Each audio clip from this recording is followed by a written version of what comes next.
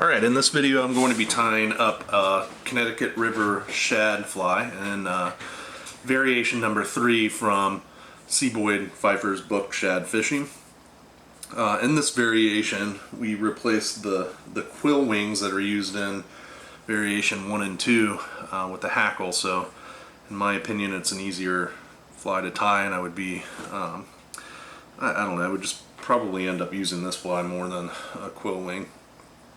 In the vise I have a size 4 Mustang 34007 hook. I'm going to be tying this fly with 6/0 black uni.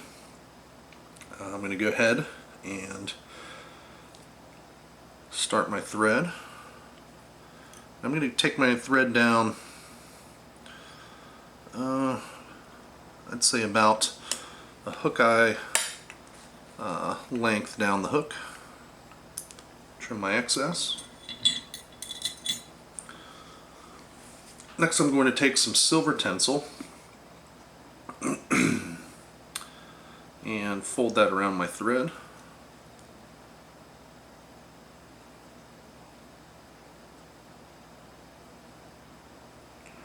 Try that again.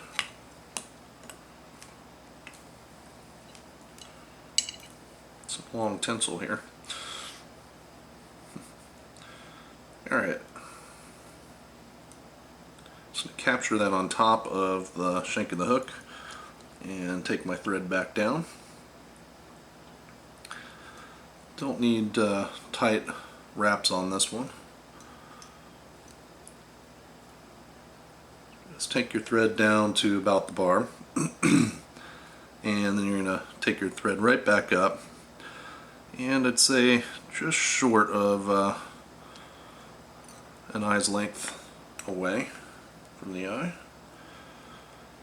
And actually, before I start wrapping my tinsel, I'm going to go ahead and hit the thread wraps and shank with little Sally Hansen's to help protect those tinsel wraps. And next I'm going to go ahead and take my tinsel and start wrapping that up the shank of the hook. And you want these to be touching wraps, so that way it covers the shank.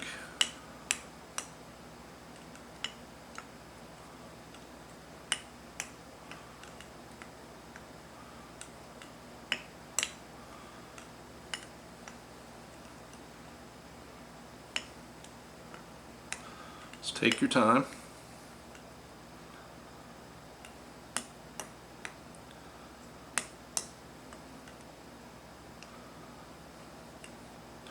If you were using a stainless hook like I am here, you probably could omit the tinsel, but we'll tie it the way the original recipe called for.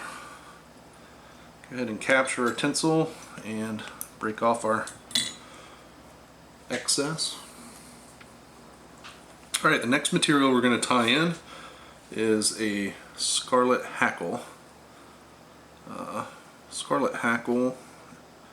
And we want that hackle to be somewhere around 1.5 to 2 times as long as the hook gap is wide. So this is a pretty good size hackle. I'm going to strip all these longer pieces off of it.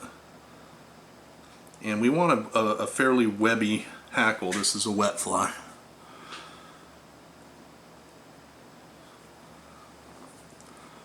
You can tell there's a pretty good web on that.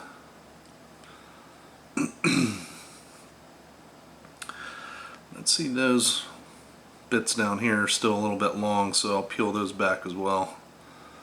Strip those down until I get to the shorter fibbettes.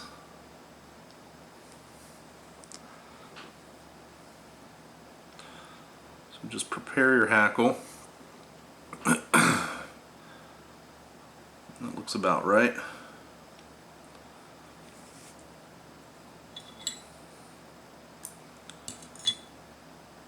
Okay, and I want to tie this hackle in thin, so I'm actually going to strip off all of the bottom fibbettes or fibers from the feather. And that'll just leave me with the top.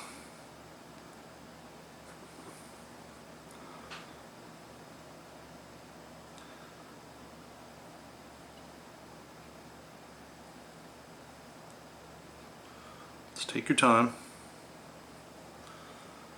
Prepare your hackle.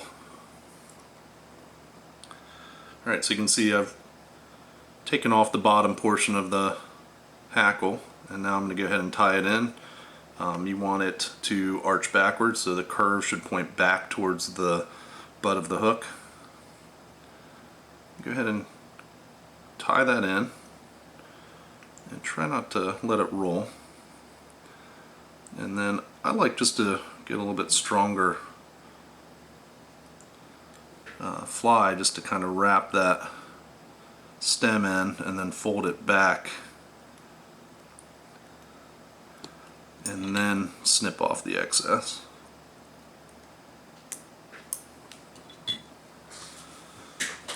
Alright, now I'm going to take my hackle plier and just grab onto the tip and start our wraps. We want this a fairly sparse fly, so I'm going to say maybe 3 to 4 wraps tops.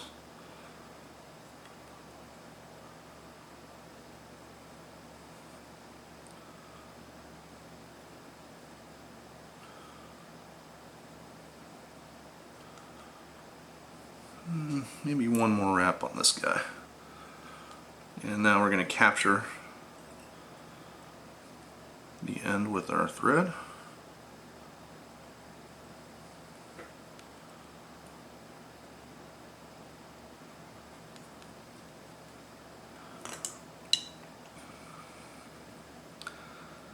And I'm going to fold back all of my hackle wraps there and give it a couple other wraps.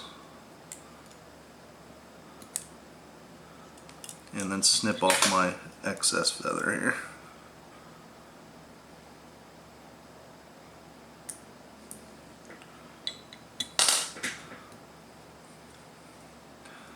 Push those back and give a couple of wraps again. That just gets the hackle to lay down. And now we just want to build up a nice little head.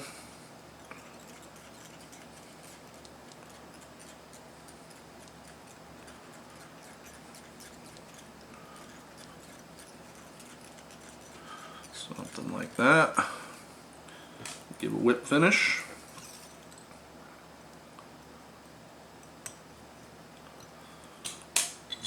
Snip our thread. And then just touch those thread wraps with some Sally Hansen's to protect our thread wraps. Try not to hit the hackle.